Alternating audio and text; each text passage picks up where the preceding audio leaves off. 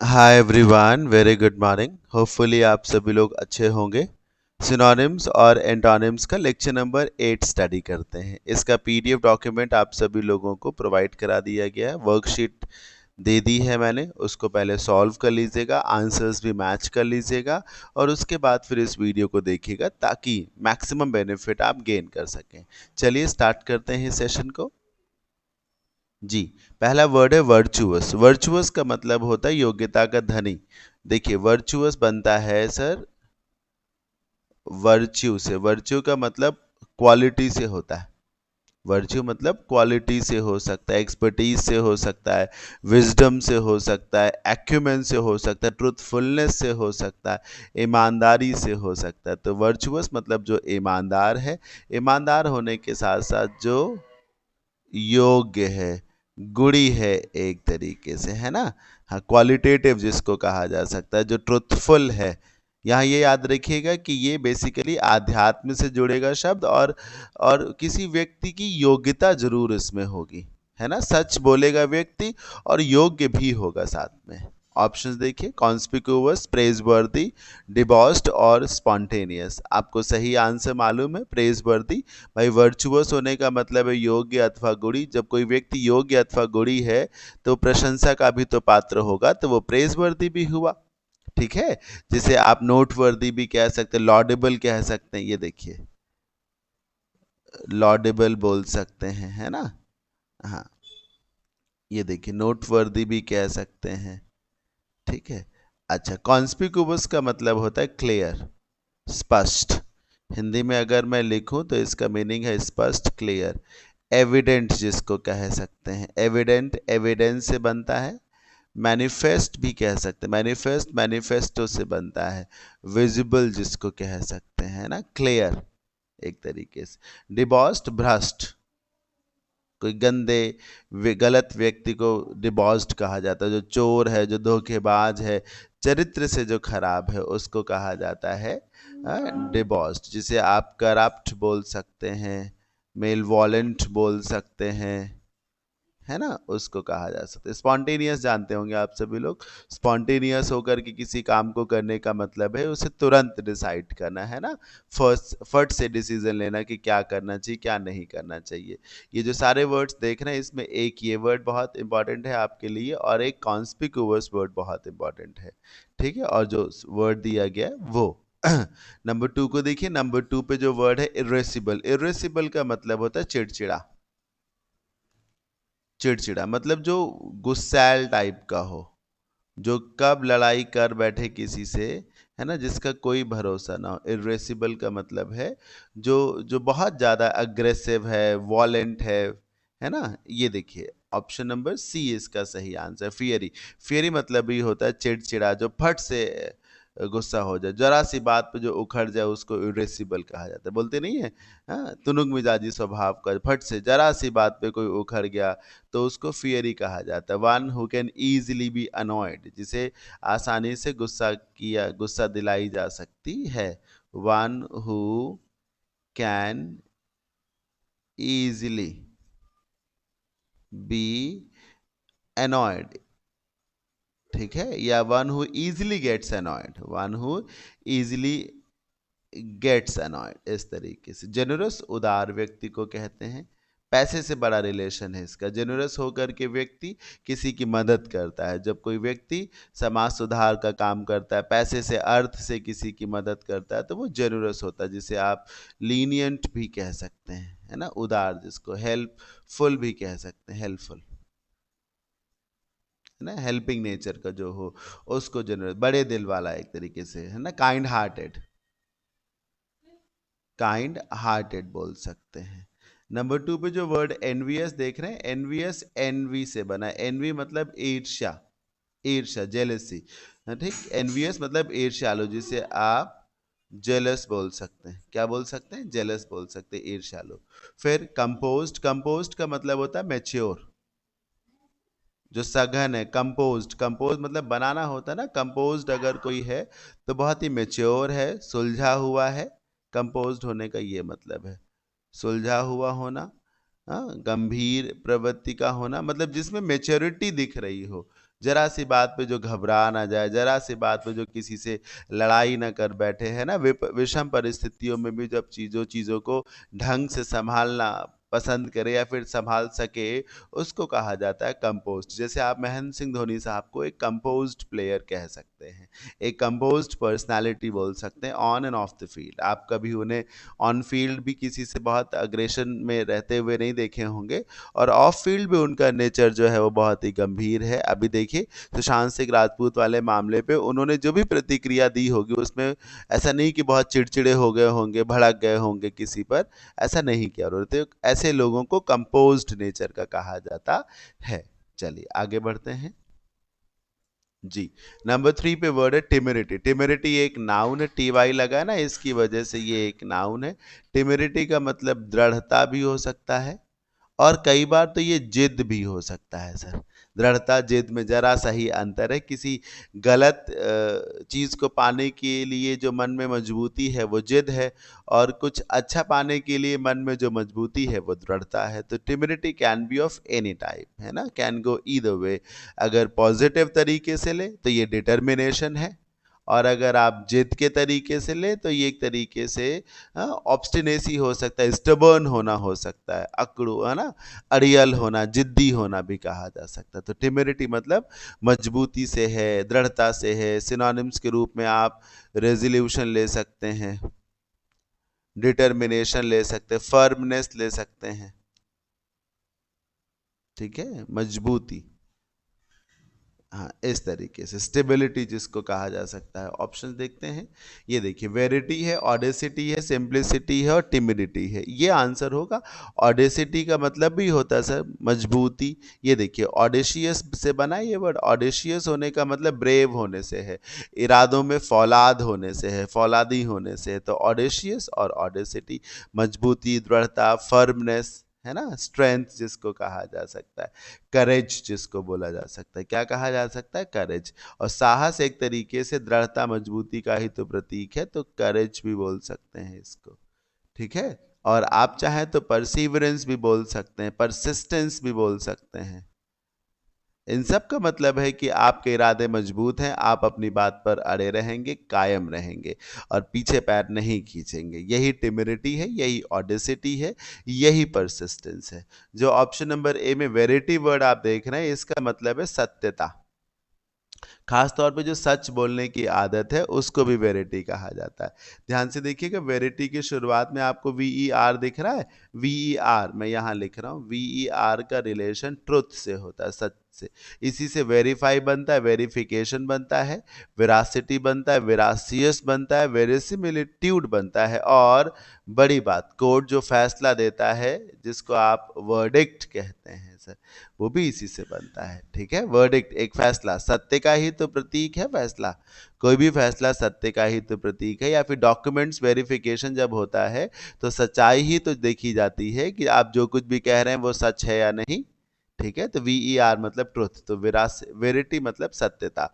इसका सिनोनिम विरासिटी भी हो सकता है, ठीक है, विरासिटी। प्रोबिटी भी हो सकता है, ये देखिए प्रोबिटी। ऑनेस्टी भी हो सकता है। सिंप्लिसिटी जानते होंगे, टिमिड होने का मतलब होता है कायर होना, तो टिमिडिटी मतलब डरपोक होने से है। चलिए नंबर 4 को देखिए। नंबर 4 पे वर्ड है विली। विली का भी आपको सिनोनिम ही पता करना है। विली मतलब होता है बहुत ही चतुर। विल से बना है चतुर। चतुर मतलब बहुत ही दिमागदार, जिसको क्लेवर बोल सकते हैं, ठीक, क्लेवर बोल सकते हैं, शार्प कह सकते हैं, प्रूडेंट बोल सकते हैं। जिसकी चाल में आप फंस जाएं, जो आपकी चाल में ना फंसे, उसको कहते हैं प्रूडेंट, है ना। प्रूडेंट थिंकर होना, प्रूडेंट होना। जैसे Krishna was a prudent person, ठीक है। Chanakya was a prudent politician, या फिर डिप्लोमैट आप कहिए, जो भी आप कहिए। तो जो लोग बहुत शातिर हैं, जैसे बीरबल बहुत प्रूडेंट थे। बीरबल की आप कहानियां सुनिए जो दिखाते हैं ना कि बीरबल एक तरीके से हर परिस्थिति को अपनी तरफ मोड़ना जानते थे, अपने फायदे में करना जानते थे। तो he was such a prudent person. ऐसे ही व्यक्ति को विली भी कहा जाता है, जो बहुत चतुर है, शार्प है। Let's see the options. First one is languid, another is stupid, guileful और सिली। देखिए आंसर है इसका गाइलफुल। इसका जो सिनोनिम है वो गाइलफुल है, गाइल से बना है। गाइल का मतलब होता है एक तरीके से ट्रिक। गाइल मतलब ट्रिक होता है, चाल, छल, हाँ, ढोंग, पहनावा, है ना, आडंबर, ये सब गाइल का मीनिंग है। अब देखिए, ये देखिएगा सर, ध्यान से देखिएगा। गाइल लेस एक वर्ड होता है, गाइलफुल तो होता है, गाइल लेस भी होता है। जो व्यक्ति बहुत सीधा है, जिसमें कोई ढोंग नहीं, कोई छल नहीं, कोई दिखावा नहीं, जो गाइल से लेस है, जो ढोंग से, दिखावे से अलग है, जो सीधा साधा है, सरल है, बिल्कुल शांत है, उसको गाइललेस बोलते हैं। और देखिएगा सर, ये देखिए, बिगाइल, बिगाइल भी वर्ड है, किसी को बेवकूफ बनाना। बी लगा दिया गया ना शुरू में, तो शब्द एक वर्ब बन गया, तरीका है। जैसे फूल होता है, फूल, उसी के आगे बी लगा दो, बी फूल, ये भी वर्ब हो गई। बिगाइल का सिनोनिम में बी फूल। बिगाइल मतलब किसी को बेवकूफ बनाना, किसी को अपनी चाल में फंसाना, वैसे बी फूल करना। तो गाइल मतलब चाल, ढोंग, दिखावा, ट्रिक। तो गाइलफुल मतलब जो ट्रिकी है ना, जो चाल में अपने फंसाएगा आपको। तो ऐसा कौन सा व्यक्ति हो सकता है? जो चतुर हो वही तो ऐसा कर सकता है। तो ऐसे व्यक्ति को गाइलफुल बोलते हैं, इसे अट्रैक्टिव भी कहते हैं। लैंग्वेज मतलब होता आलसी, लैंग्वेज मतलब आलसी, जिसको आप केयरलेस बोल सकते हैं, इग्नोरेंट बोल सकते हैं, पैसिव बोल सकते हैं। केयरलेस, इग्नोरेंट, है ना। कैजुअल जिसको कहा जा सकता है, स्लैगिश बोल सकते हैं, लेथार्जिक कह सकते हैं, इंडोलेंट बोल सकते हैं। स्टूपिड जानते ही होंगे, सिली और स्टूपिड तो एक दूसरे के सिनोनिम ही है। एक छोटी सी मैं मदद आपको करूं, ये वर्ड है विली, आपसे कहा जा रहा सिनोनिम बताइए। जब आप देखें कि दो वर्ड ऐसे हैं जिनका मीनिंग एक जैसा है, तो कभी भी वो आंसर नहीं हो सकते, क्योंकि अगर इनमें से दोनों, जब दोनों का मीनिंग एक है, तो अगर ये आंसर होगा तो ये भी तो आंसर होगा, चाहे सिनोनिम हो चाहे एंटोनिम हो। चार में से दो ऑप्शंस का मीनिंग जब भी कभी सेम हो जाए, तो समझ लीजिए वो आउट ऑफ कॉम्पिटिशन है, वो आंसर का हिस्सा नहीं हो सकते। क्योंकि किसको आप चूज करेंगे अगर ट्रू है तो, है ना। ये हेल्प है, याद रखिएगा इससे। हाँ जी, आगे बढ़ते हैं। नंबर 5 पे रेक्टिफाई वर्ड है। रेक्टिफाई का आपको सिनोनिम पता करना है। रेक्टिफाई का मतलब होता है सुधारना, सुधारना, कमी दूर करना, कमी दूर करना। जो कमी हो, जो खामी हो, जो वीकनेस हो, जो प्रॉब्लम्स हो, उनको सुधारना, उन्हें करेक्ट करना, रेक्टिफाई करना। ठीक है, कुछ भी, कुछ भी, कोई डेटा ही है जिसकी फीडिंग गलत तरीके से हुई है, तो रिपोर्ट गलत आ गई है, अब उसे रेक्टिफाई किया जाएगा, सही तरीके से फीडिंग कराई जाएगी, और ताकि सही रिपोर्ट आ सके। प्रॉब्लम्स को रेक्टिफाई करना, ठीक है। जैसे कि बचपन में आप देखिए, टीचर्स जब आपकी कॉपी चेक करते थे, तो गलत क्वेश्चन होने पर कई बार तो पूरा क्वेश्चन काट दिया उन्होंने, और अगर कोई पर्टिकुलर वर्ड गलत लिख दिया है, दो चार शब्दों में कुछ गड़बड़ी है, तो टीचर्स उसे सुधार के भी लिख देते थे, है ना। मेरी बात आप समझ रहे हो, उसको सही करके भी लिख देते थे। तो वो रेक्टिफाई करना कहा जाता है, प्रॉब्लम्स को, कमियों को दूर करना, सुधारना। This is called to rectify. Answer तो आपको मिल ही गया होगा, करेक्ट।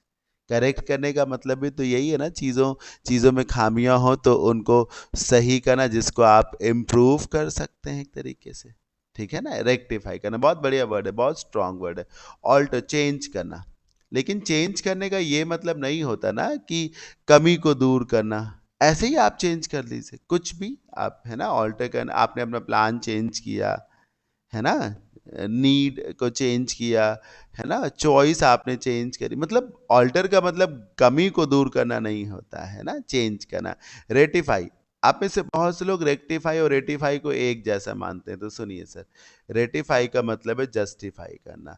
देखिए, रेक्टिफाई में कुछ गलत होगा तो उसकी गलतियों को दूर करके सुधारा जाएगा। रेटिफाई में जो कुछ भी हुआ है उसे सही साबित किया जाएगा, उसमें खामियां नहीं ढूंढी ढूंढी जाएंगी, समझ रहे हैं ना सर। उसे सही सही साबित किया जाएगा, रेटिफाई करने की कोशिश की जाएगी। जैसे किसी ने कोई गलत काम किया और आपने कहा नहीं ठीक है वो, आप उस गलत काम को सही बोल रहे हैं, तो आप रेटिफाई कर रहे हैं उसके सेंस को। सेंस मतलब कमी या पाप जिसको कह सकते हैं। तो स्टॉप रेटिफाइंग योर सेंस, या stop ratifying the sense of your child, इस तरीके से। तो रेटिफाई करना मतलब जो कुछ भी हुआ है उसको आप सही साबित कर रहे हैं, भले वो सही ना हो एक तरीके से। बाइफरकेट दो हिस्सों में बांट देना, ये देखिए, बाई मतलब टू होता है, बाई, बाइफरकेट मतलब स्प्लिट कर देना, डिवाइड कर देना। और बाई मतलब टू होता है तो दो हिस्सों में बांटना। अभी देखिए जम्मू कश्मीर को दो हिस्सों में बांट दिया गया, आर्टिकल 370 को हटा करके उसे दो यूनियन टेरिटरीज में बांट दिया गया, एक जम्मू कश्मीर है और एक लद्दाख है। तो bifurcation of Jammu and Kashmir हुआ है, ठीक है। हाँ, डिवाइड करना, स्प्लिट करना। अच्छा, आगे बढ़ते हैं और नंबर 6 पे आते हैं। नंबर 6 को बढ़ाने से पहले मैं आपको नंबर 5 में फिर से बता दूं सर कि सारे वर्ड्स को आप इंपॉर्टेंट ही कंसीडर करें, रेक्टिफाई हो चाहे वो रेटिफाई हो चाहे वो बाइफर्केट हो, क्योंकि एवरी वर्ड इज इंपॉर्टेंट। अच्छा हाँ, एंटोनिम पता करना है इस बार आपको डुबियस का। मालूम होगा सर, डुबियस एक एवरेज वर्ड है। आज के सेशन का ये पहला साधारण दर्जे का वर्ड है। मैं हर सेशन में आपको सब सच सच बताऊंगा, कौन सा वर्ड किस लेवल का है बताऊंगा। ये एक एवरेज लेवल का वर्ड है, ठीक है। संदिग्ध, संदेहात्मक जिसको कहा जा सकता है, संदेहात्मक, uncertain, unclear, not decided, dubious मतलब जिसपे शक किया जा सके, सस्पिशियस जिसको बोला जा सकता है, सस्पिशियस बोल सकते हैं। ऑप्शंस को रीड करते हैं। एम्बिग्यूअस, इननेट, अश्योर्ड और डिसीज्ड। आंसर तो मिल गया आपको, ऑपोजिट चाहिए ना, तो ऑपोजिट में अश्योर्ड को चूज करिए, क्योंकि डुबियस मतलब स्पष्ट नहीं है वो आएगा आज मैच खेलने या नहीं आएगा, इट इज डुबियस, ठीक है। और अश्योर्ड होने का मतलब है कंफर्म्ड होना, डिसाइडेड होना एक तरीके से। एम्बिगुअस सिनोनिम है सर। एम्बिगुअस का मतलब, एम्बी मतलब टू होता है, एम्बिगुअस का मतलब भी होता है अनसर्टेन, अस्पष्ट जिसको कहा जा सकता है। एम्बिगुअस है ना, अनक्लियर। इननेट का मतलब है एक तरीके से जन्मजात जिसको कहा जा सकता है, जन्मजात। और याद रखिएगा ये जन्मजात शब्द जो है इननेट, जिसका मीनिंग है जन्मनाथ, जन्मजात, ये गुण, दोष में से दोष को नहीं सिर्फ गुड को कवर करता है। इननेट शॉर्टकमिंग नहीं होते, इननेट फ्लॉज नहीं होते, इननेट क्वालिटीज होती हैं सर, समझ रहे हैं ना। हाँ, इननेट एक पॉजिटिव वर्ड है, जन्मजात अच्छाइयों के लिए इस्तेमाल होता है, जन्मजात दोष के लिए नहीं। इननेट कैसे याद करेंगे, ध्यान से देखिएगा। इननेट में आपको एनएटी नैट दिख रहा है, नैट का मतलब ही होता है बर्थ, मैं यहाँ लिखे दे रहा हूँ। नैट मतलब होता है बर्थ, इसी से सर नेचर बनता है, नेचुरल बनता है, नेटिव बनता है, ठीक है, नेशन बनता है, नेशनल बनता है। तो इननेट जो चीज़ें एक तरीके से डिफॉल्ट है जिसको कहा जा सकता है, लेकिन अच्छाइयों में डिफॉल्ट, बाय बर्थ जो चीज़ें हो, नेचुरल जिसको कहा जा सकता है, ठीक है। लेकिन इननेट एबिलिटीज होती हैं, इननेट शॉर्टकमिंग्स नहीं होती। डिसीज्ड का मतलब तो दिवंगत होता है, मृत जिसको कहा जा सकता है, जिसे आप डेड बोल सकते हैं, ठीक है। डिसीज्ड, डिसीज से बना, मौत से इसका रिलेशन है, डेड बोल सकते हैं। तो आपको समझ में आया ना। देखिए इननेट बहुत बढ़िया वर्ड था, आप इसे जरूर वैल्यू दीजिएगा। और ऊपर की तरफ रेटिफाई, बाइफरकेट और ये रेक्टिफाई, बहुत बढ़िया वर्ड्स हैं ये। जी, नंबर 7 पे आते हैं। नंबर 7 पे वर्ड है इंसोलेंट। ऑप्शंस देख लीजिए, सलेन, अफेबल, डिटरमाइंड और पॉपर। देखिए इंसोलेंट का मतलब होता है बदतमीज, बदतमीज, अड़ियल, बे रुख मतलब रूखा रूखा रहने वाला, जो बहुत ही दुष्ट है एक तरीके से, जिसको शर्म जैसी कोई चीज नहीं है, है ना, निर्लज है जो एक तरीके से, इंसोलेंट है, दुष्ट है, गंदा है, चिड़चिड़ा है, लड़ेगा जो, ब्रेजन हो सकता है, चर्लिश हो सकता है, ठीक है, पीविश, पीविश हो सकता है, पेट्यूलेंट हो सकता है, पेट्यूलेंट, ठीक है। इस तरीके से पेस्टिलेंट हो सकता है, पेस्टिलेंट हो सकता है। आपको ऑपोजिट चाहिए सर, अफेबल को चूज करिए ना। अफेबल मतलब जो फुल ऑफ लव हो, फुल ऑफ चीयरफुलनेस हो, है ना। ये देखिए ए डबल एफ दिख रहा है आपको, ए डबल एफ, आप ए डबल एफ का मतलब ही होता है सर अटैचमेंट, अपनापन, स्नेह। कैसे, इसी ए डबल एफ से देखिए अफेबल बना, अफेक्शनेट बनता है, अफिनिटी बनता है, अफेक्शन बनता है, सबका मतलब लगाव से है, प्रेम से है और स्नेह से ही है। डिटरमाइंड जानते ही होंगे आप सभी लोग, है ना, जो मजबूत है, फर्म है, जिसने कुछ डिटर्मिनेशन ले रखा हो, रेजोल्यूट हो जो, उसको कहा। पॉपर मतलब गरीब, कमजोर, मीडियोकर जिसको कह सकते हैं, ठीक है। ये देखिए डेक्रिपिट जिसको कह सकते हैं, या इंडिजेंट बोल सकते। पुअर तो आप सब जानते ही होंगे, तभी मैंने उसको पहले लिखा नहीं। तो पॉपर, और सलेन का मतलब चिड़चिड़ा। हाँ सलेन नहीं, आई एम सॉरी, सलेन मतलब उदास होता है, माफ करिएगा, सलेन मतलब उदास, ग्लूमी जिसको कहा जा सकता है। सैड बोल सकते हैं आप उसे। अब देखिए कितने अच्छे वर्ड्स, एक इंसोलेंट, फिर अफेबल, फिर पॉपर, और सलेन भी अच्छा वर्ड है ना। और ये जो इतने सारे सिनोनिम्स एंटोनिम्स मैंने दिए हैं, इन छोटी छोटी बातों को आप ध्यान से सीखा करें, तभी आप ज्यादा गेन कर सकेंगे। हाँ नंबर 8 पे वर्ड है रिफ्रैक्टरी। रिफ्रैक्टरी का मतलब है जो इनडिसिप्लिन्ड है,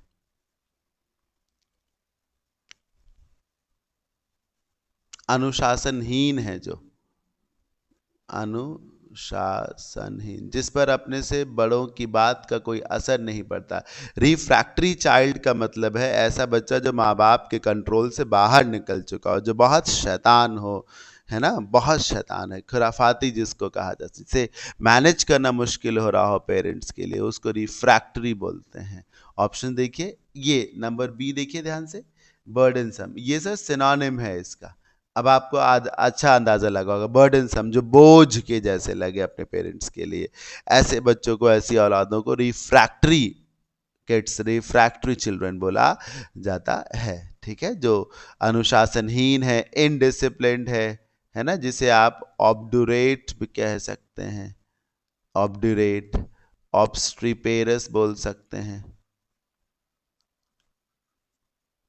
OBSTREPEROUS, ऑब्स्ट्री। इनडिसिप्लिन जरूर दिमाग में रखिएगा, अनुशासनहीन हो जो, है ना, उसको रिफ्रैक्टरी बोला जाता है। तो बर्डनसम इसका सिनोनिम हो गया। आपको तो ऑपोजिट चाहिए, ऑपोजिट में या तो प्रिविलेज्ड रखिए, और या तो फिर सर आप डोसाइल रखिए। सर मेरे हिसाब से डोसाइल रखिए, क्योंकि डोसाइल का मतलब होता है ओबीडियंट, आज्ञाकारी, ठीक है, जिसे आप डिसिप्लिन्ड बोल सकते हैं, डिसिप्लिन बोल सकते हैं, ओबीडियंट बोल सकते हैं, सबमिसिव बोल सकते हैं, जो मतलब अकड़ू स्वभाव का ना हो, अनुशासन में रहता हो, है ना, आज्ञाकारी हो, जो समर्पित करता हो अपने आप को, उसे डोसाइल बोलते हैं। जो सीधे साधे आज्ञाकारी लोग होते हैं उन्हें डोसाइल कहा जाता है। अब अनुशासनहीन रिफ्रैक्टरी हो गया, ठीक है। अब कुछ लोगों को लग रहा होगा प्रिविलेज्ड क्यों नहीं हुआ, तो प्रिविलेज्ड का मतलब तो होता है सर विशेष।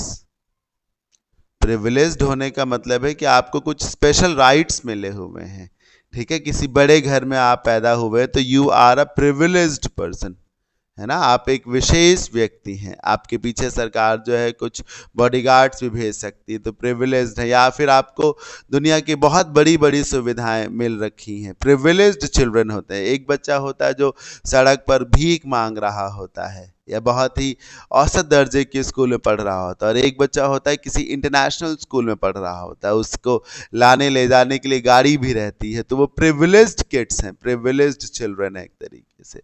रिफ्रेशिंग, फ्रेश, और बाकी तो मैंने बता ही दिया आप सभी को। हाँ नंबर 9 पे देखिए डिसोल्यूशन। डिसोल्यूशन मतलब होता है भंग करना। क्या मीनिंग होता है बॉस? भंग करना। इसका इस्तेमाल पार्लियामेंट के लिए बहुत होता है, पार्लियामेंट का को भंग कर दिया जाता है। जैसे कि पार्लियामेंट भंग होती तभी तो चुनाव होता है। 5 साल बाद जब नए चुनाव होने होते हैं, या फिर मिड टर्म इलेक्शंस होने होते, जैसे सरकार मत में आ गई, गिर गई, नए चुनाव होने हैं, है ना, तो ये मिड टर्म इलेक्शंस बोलते हैं इनको। और तो फिर असेंबली को या पार्लियामेंट को एक तरीके से भंग कर दिया जाता है। अब फिर से कोई नया अध्यक्ष होगा, नया सभापति होगा, नए नए मेंबर्स होंगे, एक तरीके से डिसोल्यूशन है। कैसे याद करेंगे? डिसॉल्व से। डिसॉल्व का मतलब होता है पानी में कुछ भी घोलना, मालूम होगा। देखिए सोल्यूशन आपको दिख रहा है, सोल्यूशन, जो लिक्विड चीजें होती हैं उसको एक तरीके से सोल्यूशन ही बोला जाता है, वाटर सोल्यूशन। तो सोल्यूशन मतलब पानी में कुछ डुबोना। डिसोल्यूशन का मतलब जब पानी में किसी चीज को डुबो दिया जाएगा तो उसका अस्तित्व खत्म, वो रद्द हो गई, भंग हो गई एक तरीके से। मेरी बात समझ रहे हैं ना? कुछ भी पानी में, आप पानी में शुगर को डिसॉल्व करिए, मिलाइए, तो भंग होगी ना, अब शुगर कहाँ बची एक तरीके से। तो भंग कर देना, डिसॉल्व कर देना, पानी में डुबो देना, हाँ, ये मीनिंग है। हाँ, याद रखिएगा डिसोल्यूशन अक्सर पार्लियामेंट के लिए या फिर स्टेट असेंबली के लिए होता है। पार्लियामेंट को डिसॉल्व किया जाता है, स्टेट असेंबली का भी डिसोल्यूशन होता है, भंग करना। ऑपोजिट तो आप सब जान ही गए होंगे सर, स्टैब्लिशमेंट होगा सर, है ना, सृजन करना, जिसे आप क्रिएशन बोल सकते हैं, क्रिएशन। और जो रेट्रीब्यूशन है उसका मतलब होता है सर पनिशमेंट, सजा जिसको कहा जा सकता है, रिट्रीब्यूशन पनिशमेंट या फिर सजा जिसको कहा जा सकता है। और डिसबर्सल, डिसबर्सल का मतलब होता है, देखिए, एक तो डिसबर्सल ऑफ केसेस होता है, निपटारा जिसको कहा जा सकता है, जैसे हाई कोर्ट में तमाम केसेस लंबित पड़े हों, तो एक जज ने यह डिसाइड किया हो कि वो इतने सारे लंबित केसेस को 2 महीने के अंदर एक तरीके से समाप्त कर देगा, सबकी सुनवाई कर लेगा, ठीक है, तो डिसबर्सल हुआ। हालांकि डिसबर्स का इस्तेमाल ज्यादा से ज्यादा किसी के अकाउंट में सैलरी डालने से होता है। जब आप किसी फैक्ट्री के ओनर है और हर महीने की शुरुआत में आप पिछले महीने का जो अमाउंट है, जो सैलरी है, वो एम्प्लॉयज को देते हैं, तो आप उस पैसे को डिसबर्स करते हैं इन देयर रिस्पेक्टिव अकाउंट्स, उनके अपने अपने अकाउंट्स में उस पैसे को भेजते हैं, उस पैसे को बांटते हैं, तो डिसबर्स करना इसको कहा जाता है। देखिए, डिसबर्स को कंफ्यूज करता हुआ एक और वर्ड है, और वो वर्ड है डिस्पर्स। अब आप देखिएगा, डिस्पर्स का मतलब होता है भीड़ को अलग अलग करना, डिस्पर्स का मतलब है भीड़ को तितर बितर करना, डिस्पर्स करना एक तरीके से, और यहाँ डिस्पर्सल का मतलब प्रॉब्लम से है। अच्छा, कंप्लायंस का मतलब आप जानते हैं, रूल्स को फॉलो करना, कंप्लायंस जिसे आप एडहेरेंस भी कह सकते हैं, ठीक है, कंप्लायंस, रूल्स को फॉलो करना, यही कंप्लायंस है। रेट्रीब्यूशन एक अच्छा वर्ड था जो कि ऑप्शन नंबर ए में मैंने आप सभी को पढ़ाया, बहुत बढ़िया वर्ड है। डिसबर्सल भी बहुत बढ़िया वर्ड है, डिसोल्यूशन भी एक अच्छा वर्ड है जी। लास्ट वर्ड आज के सेशन का है पंक्चुअलियस। आप इस वर्ड को ध्यान से देखिए तो आपको थोड़ा थोड़ा पंक्चुअल भी दिखेगा, देखिए तो ध्यान से, दिख रहा है आपको पंक्चुअल। और पंक्चुअल होने का क्या मतलब है, आप जानते हैं पंक्चुअल होने का मतलब है एक तरीके से समय का पाबंद होना, मेहनती होना जिसको कहा जा सकता है। पंक्चुअल होने का मतलब है ऑन टाइम ऑफिस पहुंच जाना। अगर आप पंक्चुअल हैं तो ऑन टाइम ऑफिस पहुंचेंगे, अपने काम को कल पे टालेंगे नहीं, this is called to be punctual, ठीक है। और वो उसी पंक्चुअल से आप पंक्चुअलियस को रिलेट कर सकते हैं। पंक्चुअलियस होने का मतलब है आप अपने काम को बहुत ही सावधानी पूर्वक, सरलता से, सहजता से, खास तौर पे छोटी छोटी बातों का ध्यान रखते हुए अपने किसी कार्यक्रम को करेंगे, ठीक है। तो सावधान होना जिसको कहा जा सकता है पंक्चुअलियस, क्या वर्ड है, पंक्चुअलियस। आपको ऑपोजिट चाहिए ना सर, डिफिडेंट, लैंग्वेड और इनफर्म और इमेसिएटेड। सर लैंग्वेड सिनोनिम हो जाएगा, क्योंकि जब कोई व्यक्ति पंक्चुअलियस है तो वो मेहनती होगा, मेहनती होगा, हार्ड वर्किंग होगा, केयरफुल होगा जिसको कहा जा सकता, पंक्चुअल होगा, मेटिकुलस होगा, मेटिकुलस होगा, ये सारे वर्ड्स। और लैंग्वेज का मतलब आलसी होता है, कैजुअल, शिथिल जिसको कह सकते हैं। डिफिडेंट होने का मतलब है शाई नेचर का होना, एक तरीके से कम बोलना पसंद जब आप करते हैं, जिसे आप बैशफुल भी कह सकते हैं। एक सेकेंड, है ना, डिफिडेंट मतलब शाई जो पर्सन है उसको डिफिडेंट बोलते हैं। और साथ ही साथ शाई, बैशफुल मैं कह रहा था, बैशफुल जिसे आप रिजर्व्ड कह सकते, जो हर किसी से घुलता मिलता ना हो, उसे डिफिडेंट बोल सकते। खासतौर पे जो बोलता काम हो उसे डिफिडेंट बोलते हैं। इनफर्म, फर्म का ऑपोजिट है, फर्म मतलब मजबूत हुआ, इनफर्म मतलब मजबूत जो ना हो, और जो मजबूत नहीं है मतलब वो एक तरीके से क्या है, वीक है। हाँ, और जो लास्ट वर्ड है, ये देखिए दोनों सिनोनिम है सर, इमेसिएटेड और इनफर्म दोनों सिनोनिम। इसका मतलब भी होता है बहुत ही वीक, जिसे आप थिन बोल सकते हैं, थिन बोल सकते हैं, स्लिम बोल सकते हैं, स्लेंडर कह सकते हैं। लेकिन ये याद रखिए जो अनहेल्दी भी हो। इमेसिएटेड होने का मतलब है अच्छाई में दुबला ना होना, है ना, कमजोरी की वजह से दुबला होना, रिकेटी जिसको कहा जा सकता है। फिटनेस मेंटेन करने के चक्कर में आप इमेसिएटेड नहीं होते, कुछ आप कुपोषित होते हैं तो आप इमेसिएटेड हो जाते हैं, ठीक है। तो डिफिडेंट जो है वो, हाँ, पंक्चुलियस का आपको एंटोनिम तो आपको लैंग्वेज मिल ही गया। डिफिडेंट मतलब शाई नेचर का बहुत बढ़िया वर्ड है, लैंग्वेज भी है, इमिसिएटेड बहुत अच्छा वर्ड है, और पंक्चुलियस भी बहुत ही अच्छा वर्ड है। तो ये था सेशन आज का, होपफुली अच्छा लगा होगा। ये मेरा यूट्यूब चैनल है, तुरंत ज्वाइन कर लीजिए।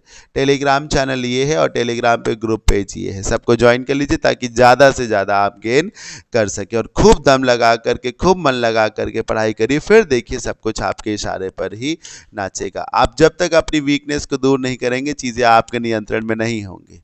और जैसे ही आप अपनी वीकनेस को दूर कर लेंगे, चीज़ें आपके नियंत्रण से बाहर कभी नहीं जा सकेंगी। So thank you so much, bye bye guys, have a good day.